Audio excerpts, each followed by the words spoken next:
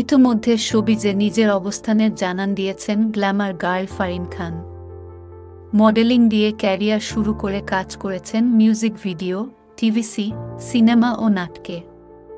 বর্তমানে একাধিক ঈদের নাটকের কাজ নিয়ে ব্যস্ত ফারিন। সম্প্রতি তার ঠিকানা শিরোনামের একটি নাটক দর্শক মহলে বেশ সাড়া ফেলেছে।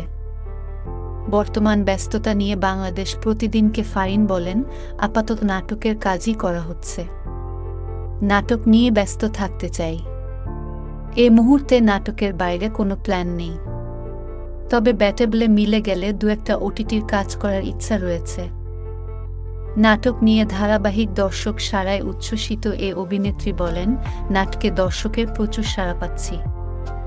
সম্প্রতি মুশফিক আর ফারহান ভাইয়ার সঙ্গে জুটি হয়ে করা ঠিকানা নাটকটি দর্শক প্রচণ্ডভাবে গ্রহণ করেছেন, যা এরই মধ্যে 5 মিলিয়নের বেশি দর্শক দেখেছেন।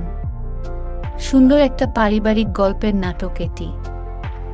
এছাড়া এ মুহূর্তে সিনেমা নিয়ে কোনো পরিকল্পনা নেই জানিয়ে ফারিন আরও বলেন, প্রায় সিনেমার অফার পাচ্ছি, তবে আপাতত সিনেমা নিয়ে কোনো প্ল্যান নেই।